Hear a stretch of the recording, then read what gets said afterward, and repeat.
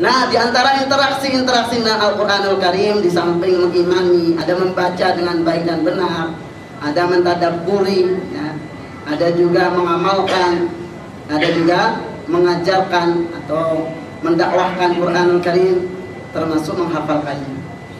Dan inilah yang menjadi salah satu keistimewaan Al-Qur'anul Karim, mukjizat sepanjang zaman, di mana Al-Qur'anul Karim itu dijaga oleh Allah Subhanahu wa taala, karena Al-Quran itu dihafal oleh umatnya.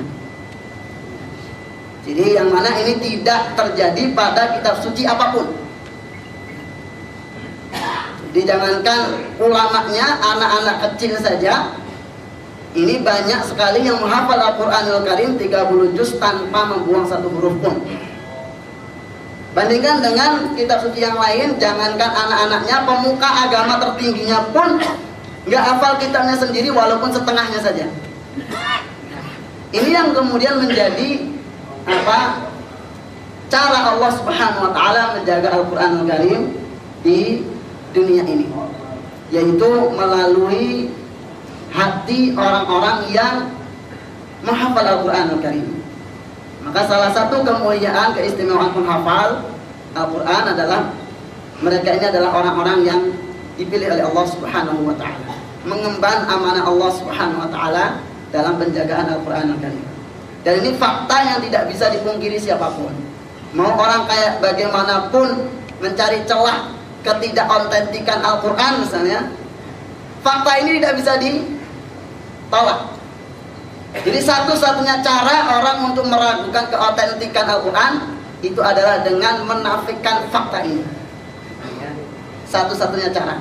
Dan itu tentu saja ketika dalam melakukan atau membuat suatu statement, kesimpulan untuk meragukan keautentikan Al-Quran dengan menafikan fakta, tentu secara ilmiah itu tidak bisa dipertanggungjawabkan, ya. Jangankan disertasi, tesis, skripsi aja udah ditolak, ya, karena nggak sesuai fakta. Artinya ini fakta yang tidak bisa dipungkiri. Nah, sekarang pertanyaannya, apakah kita menjadi bagian dari fakta itu atau bagian dari yang menceritakan fakta? Gitu. Jadi apakah kita ingin menjadi bagian dari fakta atau sekedar orang yang menceritakan fakta? Nah, mudah-mudahan kita semua, dan kita insya Allah semua juga punya peluang yang sama, punya hak yang sama untuk menjadi bagian dari fakta itu. Siapapun latar belakang apapun, ya, seperti saya sebut tadi, kalau Bapak Ibu sekalian merasa tidak pernah di pesantren, tidak pernah di madrasah, berarti sama persis dengan saya, ya. Jadi sama persis dengan saya, gitu. Jadi karena Allah Subhanahu wa taala sendiri yang menjamin kemudahannya. Allah sebutkan walaqad yassarnal qur'ana lidzikri fahal min muddakir. Dan sungguh Al-Qur'an itu telah kami mudahkan untuk dipelajari. Ternyata syarat dari Allah, nggak ada syarat harus lulusan pesantren, nggak ada syarat harus ustadz, nggak ada syarat. Syaratnya cuma satu, fahal mim muddakir, siapa yang mau belajar. Jadi syaratnya cuma mau. Maka dari itu seringkali memang kendala terbesar adalah masalah mindset, ya. Baik dalam usaha memperbaiki bacaan maupun menghafalnya atau mentadabburinya. Makanya dalam buku yang saya tulis ini yang berjudul Agar Sahafal Al-Fatihah sebenarnya judulnya. Itu di sini saya tidak hanya mengemukakan faktor teknis saja. Seringkali orang itu berpikir keberhasilan menghafal Quran itu hanya perkara teknis, padahal tidak, ya. Justru faktor-faktor non teknis ini yang sangat penting dan sangat mempengaruhi keberhasilan. Di antaranya faktor non teknis ini masalah niat, motivasi. Ngapain sih saya ngapal? Apa sih tujuan saya? Ya. Bukankah begitu banyak dalil keutamaan orang-orang yang menghafal Al-Quranul Karim? Tentu saja dalil-dalil ini tidak akan berguna, ya. Tawaran Allah yang disampaikan oleh Rasulullah SAW, syafaat yaumul qiyamah, surga tertinggi, orang tuanya dipakaikan mahkota di yaumul qiyamah, kemudian disebut sebagai ahlullah, keluarganya Allah dan sebagainya. Ini tidak akan ngefek kalau orientasi ukhrawi kita tidak kuat, ya. Seringkali ketika orientasi ukhrawi ini tidak kuat, mau dalil apa istimewa apapun nggak akan ngefek. Sholat berjamaah yang pahalanya 27 derajat itu masih kalah dengan sholat berjamaah berhadiah mobil Innova. Nah, ini tentu saja mindset, orientasi ukhrawi harus dikuatkan dulu. Di samping kita memahami fadilahnya. Paham fadilah saja tidak cukup kalau orientasi ukhrawi tidak kuat. Karena ini semua adalah orientasinya ukhrawi, tawaran-tawaran yang disampaikan oleh Rasulullah SAW terkait fadilah atau keutamaan penghafalan Quranul Karim semata-mata orientasi ukhrawi. Sehingga pertanyaan paling klasik, ya, pertanyaan paling umum yang ditujukan kepada saya, ya seringkali, Ustaz, gimana ya supaya semangat gitu, supaya saya semangat gitu. Atau pertanyaan ditujukan pada diri saya sendiri, kan Ustaz gak pernah pesantren, kenapa dulu kok semangat, kenapa? Motivasinya apa? Jadi jawabannya sederhana saja, balikkan pertanyaannya dengan tidak kurang apa tawaran dari Allah dan Rasulnya. Apakah mau ada tawaran lain, ya, tawaran duniawi dan sebagainya, yang kemudian baru menjadikan kita bersemangat. Tentu saja orientasi ukhrawi ini harus kuat, ya. Gitu. Atau kegalauan kita ini galau akhiratnya harus kuat, ya. Karena kegalauan akhirat itu akan mendorong manusia untuk bersemangat dalam beramal. Ini faktor utama, ya. Seringkali orang karena tidak merasakan, ya, buat apa sih? Apaan sih capek-capek gitu. Makanya ada faktor utama yang harus dikedepankan, di samping itu juga menjadi syarat diterimanya amal. Kemudian juga tentu saja suatu hal yang logis, sebuah target yang besar atau satu kompensasi yang besar itu pasti ada konsekuensi yang besar juga, ya. Kompensasinya sangat tinggi ini. Pasti di situ dibutuhkan mujahadah, kesabaran, itu mutlak, ya. Karena seringkali orang sih paham fadilahnya, keutamaannya, cuma maunya yang nggak pakai ngapa-ngapain terus apal, gitu ya. Atau begini, suka pertanyaannya, ya ngapal sih karena cepet ya, cuma itu jaganya itu Ustaz. Yang kadang kalau nggak dimurojaah hilang. Emang maunya ada hafalan yang nggak pakai dimurojaah terus nggak hilang. Jadi yang jelas ini adalah suatu hal yang niscaya, yang mujahadah, kesungguhan. Sebagaimana firman Allah di dalam surat Al-Isra disebutkan, "Wa man arada al-akhirata wa sa'a laha sa'yaha wa huwa mu'minun fa'ulaika kana sa'yuhum mashkura." Barang siapa yang menghendaki kehidupan akhirat, ingin bahagia di akhirat, pengen doang, banyak yang ngomong gitu, maling aja ditanya pengen masuk surga, pengen, ya. Kalau pengen doang semua orang bisa ngomong, ya. Tapi kata Allah tidak sekedar pengen, tapi wasa'alaha sa'yaha, tapi dia menempuh dengan sungguh-sungguh prosesnya. Dia mengusahakannya dengan sungguh-sungguh, gitu, ya. Wa huwa mu'min, dan dia orang mukmin jelas. Faulaika, maka mereka itulah kana sa'yuhum mashkura, yang usaha mereka akan diberikan balasan oleh Allah Subhanahu wa ta'ala.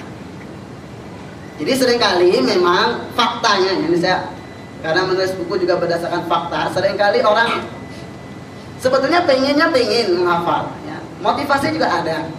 Cuma kenapa kemudian tidak kunjung memulai? Seringkali karena terus berharap adanya sebuah kiat, kalau bisa sampai nggak perlu ngapa-ngapain terus langsung apal, ya. Bisa sih kalau misalnya kesurupan jin yang apal Quran langsung. Jadi itu adanya cuma di dunia sinetron yang begitu itu, atau di film India, ya, yang ujuk-ujuk sukses begitu aja. Di sinetron kita kan ditampilkan masih muda, umur 25 tahun, kaya raya, rumahnya besar, mobilnya mewah, nggak jelas pekerjaannya apa, prosesnya bagaimana. Atau kalaupun ada tokoh yang soleh, biasanya menderita terus sepanjang hidupnya, ditolimi terus, walaupun di akhir itu biasanya happy ending, biasanya itu karena dapat hadiah, dapat apa, karena diambil mantu sama Pak Direktur dan sebagainya. Jadi ini kemudian menjadikan mindset kita ini selalu berpikir instan, termasuk dalam urusan ibadah juga. Maunya pengen sih bisa baca Quran dengan baik, pengen sih ngapal. Cuma kalau bisa yang nggak pakai ngapa-ngapain terus bisa itu gimana ya? Gitu. Maka kalau kita ini berpikir demikian, masih punya mindset demikian, maka terindikasi kebanyakan nonton sinetron. Karena itu cuma adanya di sinetron. Maka ini yang perlu dipahami bahwasanya itu ada butuh proses, kesungguhan, mujahadah, itu pasti. Ya. Kemudian istiqomah. Apalagi namanya hafalan itu ada al-hifdhu. Al-hifdhu itu artinya menjaga. Makanya nggak ada namanya hafalan tanpa dimurajaah. Nggak ada. Yang ada bisa tanpa murajaah itu ya ketika kita nyimpen file murotal di MP3 kita, ya, sewaktu-waktu bisa disetel tanpa dimurajaah. Namanya saja al-hifdhu, menjaga. Sisi lain, kompensasi yang besar dari Allah Subhanahu wa taala bagi penghafal Quran sesungguhnya bukan semata-mata karena status hafalnya, tapi ini karena proses menghafalnya juga dalam proses menjaganya itu. Seorang penghafal hatinya akan selalu terpaut dengan Al-Quranul Karim. Dia harus menjaga terus, merawat terus begitu. Jadi kompensasi itu karena aktivitasnya itu. Sebagaimana juga tabiat Al-Quranul Karim itu adalah mudah dihafal tapi mudah lepas. Sebagaimana sabda Rasulullah SAW, ta'ahadu hadzal Qur'an lahu ashaddu tafallutan minal ibili fi uquliha. Pegang teguh Quran ini karena dia lebih cepat lepasnya daripada onta yang ditambatkan. Jadi hikmahnya memang Al-Quran itu kalau sudah dikasih perhatian, dia ini nggak mau dicuekin. Ketika kita sudah menghafalkannya, maka dia harus diperhatikan terus, dirawat. Kalau tidak dirawat, dia akan meninggalkan kita. Itu tabiat. Jadi hikmahnya agar kompensasi yang Allah tawarkan itu menjadi pantas, begitu. Maka kemudian kalaupun ada yang nggak pakai ngapa-ngapain terus hafal, ini tentu nggak relevan dengan kompensasi yang ditawarkan. Karena boleh jadi kemuliaan itu karena proses ini. Maka yang sering kali saya tekankan juga, khususnya orang-orang yang bernasib sama seperti saya tidak pernah di pesantren. Jadi bukan sekedar masalah seberapa cepat kita menghafal, ya. Kadang kita terobsesi dengan target yang begitu muluk-muluk, akhirnya kita hanya terhenti pada ucapan subhanallah ya kalau bisa. Tapi bukan sekedar masalah itu, tapi yang terpenting adalah seberapa kuat kita bertahan bersama Al-Quran. Jadi jangan berpikir seberapa cepat. Makanya dalam buku saya sebutkan target itu kecil-kecil, ya. Mau hafal 1 juz 1 tahun, tafadhol, ya. Mau 30 juz 10 tahun juga boleh, ya. Mau 5 juz 10 tahun juga boleh. Jadi yang terpenting itu adalah daya tahan kita, seberapa sabar, seberapa kuat kita berinteraksi dengan Al-Quran. Itu poinnya. Karena memang berangkat dari kondisi saya tidak ideal, termasuk kebanyakan yang saya hadapi adalah orang-orang yang kondisinya tidak ideal juga. Makanya tips-tips yang saya paparkan, yang saya berikan pun bukan satu tips yang melangit yang susah dijangkau, tidak. Yang tidak menginjak tanah, yang seringkali tadi akhirnya kita sih kagum tapi hanya berhenti pada ucapan subhanallah ya. Jadi tidak sekedar subhanallah ya, tapi real. Makanya saya menyampaikan juga yang real. Yang real itu apa? Mujahadah, jelas. Kemudian termasuk masalah waktu, ya. Kita punya kondisi yang sama, kesibukan yang sama, kebutuhan juga sama, gitu. Jadi tentu saja waktu yang juga kita miliki juga sama, sehari 24 jam. Maka di sini kunci yang penting bukan seberapa banyak waktu yang diberikan, ya, tetapi poinnya untuk masalah waktu, untuk buat Quran itu ada 3 poin yang harus dipenuhi. Yaitu pertama, waktunya harus ditetapkan. Jadi nggak boleh kita kemudian memberikan Quran itu waktu sisa. Kemudian memberikannya pun juga harus perintah, waktu yang istimewa. Setelah ditetapkan, perintah yang dipatuhi. Jadi waktu buat Quran itu pantang untuk di reschedule. Itu kiatnya. Jadi seringkali kegagalan itu Di masalah waktu, ya seringkali sudah diagendakan, tapi selalu di reschedule, ya. Selalu kalahkan dengan agenda lain. Jadi sekali lagi itu 3 poin, ya, ditetapkan, prime time, dipatuhi. Saja nggak harus banyak, nggak harus banyak. Tetapi kalau 3 poin ini dipenuhi, insya Allah itu cukup. Ya, baik mau menghafal sebagian maupun keseluruhan tidak ada masalah. Sama sekali tidak mempengaruhi aktivitas pekerjaan kita. Jadi sekali lagi, waktu buat Al-Quran itu adalah waktu yang pantang untuk dilanggar. Juga tentu waktu yang diberikan buat Quran haruslah waktu yang istimewa. Jadi bukan waktu sisa. Sebab seringkali kan begini, kadang pengumumannya pun juga salah. Jadi ketika misalnya 1 DKM masjid mengumumkan, jamaah sekalian, insya Allah di masjid ini akan diadakan program belajar Al-Quran bagi Bapak Ibu sekalian yang kebetulan tidak ada acara, sedang nganggur, sedang tidak sibuk, bisa menghadiri acara tersebut. Mohon maaf kalau acara ini mengganggu aktivitas Bapak Ibu sekalian. Kayaknya kok Quran itu mengganggu banget gitu ya. Kayaknya belakang banget setelah tidak sibuk, tidak ada pekerjaan, setelah nganggur gitu ya. Maka harusnya ya pengumumannya begini, Bapak Ibu sekalian, insya Allah di tempat kita, di masjid kita akan diadakan program belajar Al-Quran. Karena acara ini penting, mohon bisa diprioritaskan. Bagi Bapak Ibu yang kebetulan sedang ada acara, sedang ada agenda, sedang ada pekerjaan, mohon bisa dibatalkan. Itu baru print time, ya. Itu baru print time, ya. Jadi harus banyak. Tapi bahkan salah satu indikator keseluruhan kita, salah satu indikator print time kita buat Quran adalah kita sudah bisa meng-cancel acara penting untuk Quran. Itu saja indikatornya, sederhana saja, ya. Bisa meng-cancel acara penting untuk Quran. Jadi harus banyak. Saya ini faktor-faktor non teknis, ya. Kemudian juga tentu tadi mindset juga penting, ya. Yakin menghafal Quran adalah mudah. Karena seringkali kendala itu di diri kita sendiri. Saya ini nggak bakat, nggak ada potongan begitu kan. Jadi potongannya mau kayak gimana? Kayak saya atau bagaimana? Jadi kadang-kadang karena itu, ya, akhirnya tidak melakukan ikhtiar apapun. Jadi sekali lagi poinnya bukan masalah seberapa cepat atau seberapa banyak kita mau menghafal dalam waktu yang singkat, tidak. Tapi seberapa kuat kita bertahan bersama Al-Quran. Baik kemudian berusaha memperbaiki bacaannya, kemudian juga berusaha mentadabburinya, menghafalnya, dan sebagainya.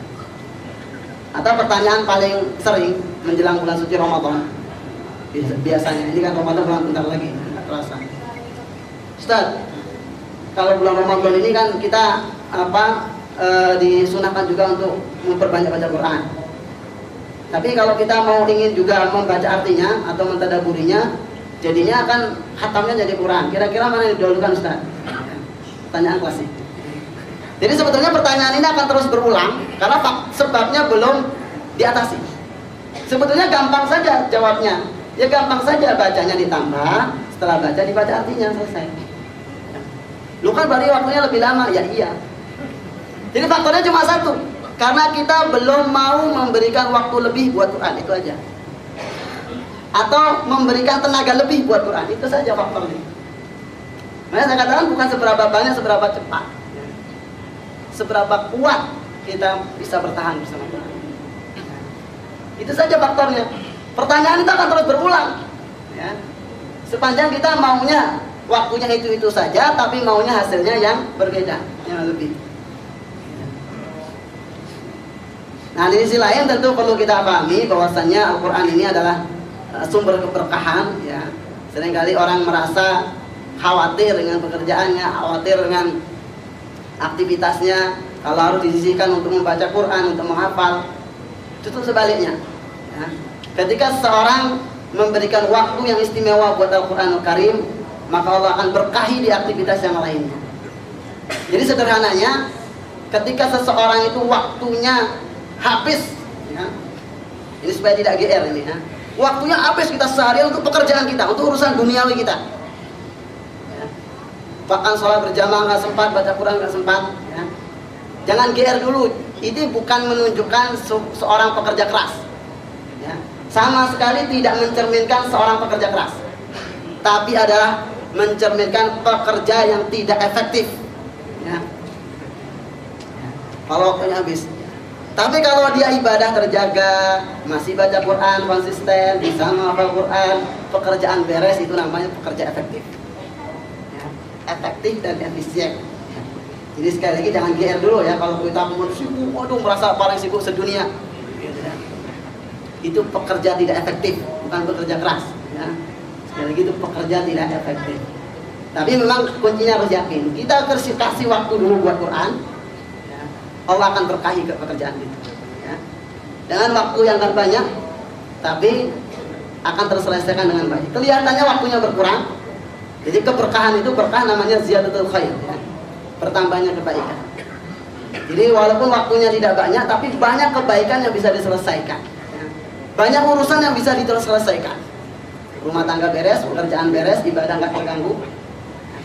Tapi mindsetnya harus diubah dulu. Ibadah adalah prioritas, sebagaimana itu adalah tujuan utama kita diciptakan. Di antara aktivitas ibadah adalah interaksi dengan Al-Quran. Maka dia juga harus menduduki prioritas. Selebihnya pergunakan untuk yang lainnya, maka insya Allah tidak akan mengganggu sama sekali. Terakhir faktor teknis sedikit, ya, sedikit saja. Jadi sebagaimana judulnya tadi agak semudah Al-Fatihah, ya sederhana saja. Al-Fatihah itu mudah karena sering dibaca, karena akrab.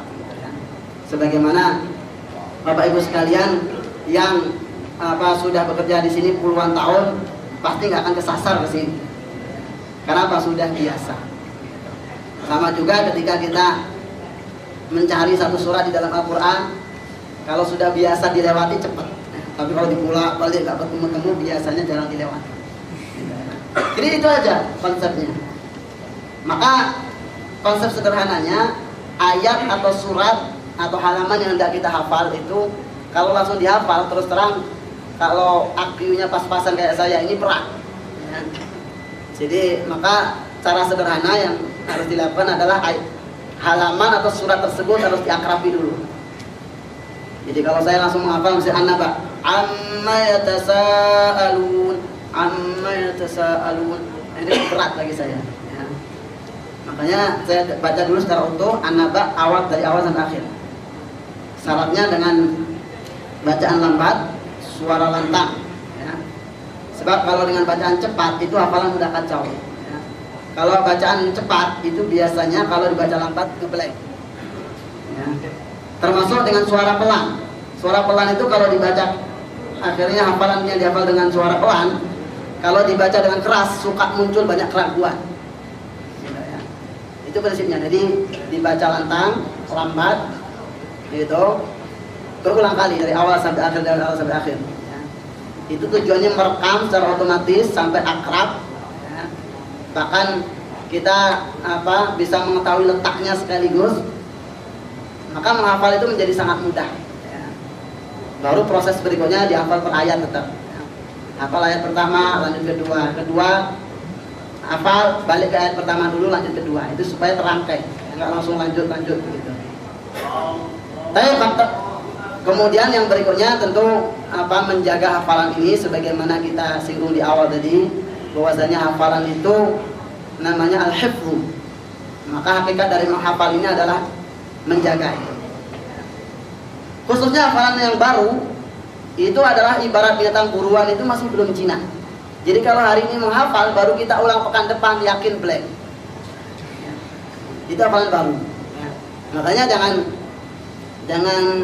heran kalau kemudian kita udah ngapal, ya, berikutnya pekan depan mau dibaca lagi, kok udah hilang, ya, begitu. Ya itu tabiatnya, ya. Maka hafalan baru itu harus segera dikuatkan di dalam waktu yang tidak lama. Itu prinsipnya. Baru kemudian hafalan-hafalan yang lama dimurajaah secara kontinu, ya, secara teratur, seminim-minimnya sepekan sekali. Gitu. Jadi maka insya Allah ini akan menghasilkan hafalan yang terjaga. Kemudian yang terakhir harus punya prinsip bahwasanya hafalan ini harus kita bawa sampai mati. Ya. Jadi tidak ada istilah dulu pernah hafal. Nah, karena ini nikmat Allah Subhanahu wa taala yang sangat besar. Ya. Jadi ini nikmat Allah yang sangat besar yang dianugerahkan pada kita. Ya. Maka itu akan ditanya tentu di yaumul qiyamah. Kata Allah, "Tsumma la tus'alunna yauma idzin 'anil na'im." Kemudian pada hari kiamat kalian akan ditanya nikmat itu. Di mana dalam tafsir Ibnu Katsir dijelaskan makna tsumma la tus'alunna yauma idzin 'anil na'im, surat ayat terakhir dari surat Takatsur ya. Jadi kisahnya Rasulullah SAW suatu ketika pernah dijamu oleh sahabat ya, air putih ya, air putih saja. Tadinya kepanasan, kemudian disuruh mampir, dikasih air putih. Lalu kemudian di situ ada Abu Bakar dan Umar bin Khattab radhiyallahu anhu. Lalu sambil menikmati jamuan tadi, Rasulullah SAW menyampaikan, "Hada minan na'im allati satus'alun." Ini adalah bagian dari nikmat yang kalian akan ditanya. Dhillul barid wa ma'in safi, naungan yang teduh dan air putih. Bagaimana kalau air putih saja ditanya di hari kiamat, bagaimana dengan materi kita hari ini? Ya. Tentu saja itu akan lebih harus kita pertanggungjawabkan di hadapan Allah Subhanahu wa taala. Bagaimana pula dengan hafalan Quran yang telah anugerahkan pada kita? Ya. Jadi maka prinsipnya hafalan itu harus dijaga seumur hidup. Di sisi lain dengan kita memiliki mindset seperti ini, iktikad seperti ini, itu akan selalu ada waktu, tenaga, alasan kita untuk menjaga hafalan kita. Karena mindsetnya sudah akan lebih jauh ke depan. Ya. Jadi kita sudah berkomitmen menjaga seumur hidup. Di berapapun hafalan kita. Jadi tidak ada istilah dulu pernah hafal atau sempet sih dulu hafal. Atau bahasa yang paling gak jelas seringkali orang ketika ditanya hafalannya berapa, ya pernah sih setor sekian, itu gak jelas. Gak jelas. Jadi kalau ditanya hafalan berapa, sekian, itu jelas. Jadi bukan sekedar pernah setor atau pernah hafal, tapi hafal. Yang insya Allah kita semua sekali lagi memiliki hak dan peluang yang sama untuk mendapatkan kemuliaan ini, keistimewaan ini ya, yang mudah-mudahan kita semua juga dimudahkan oleh Allah Subhanahu wa taala.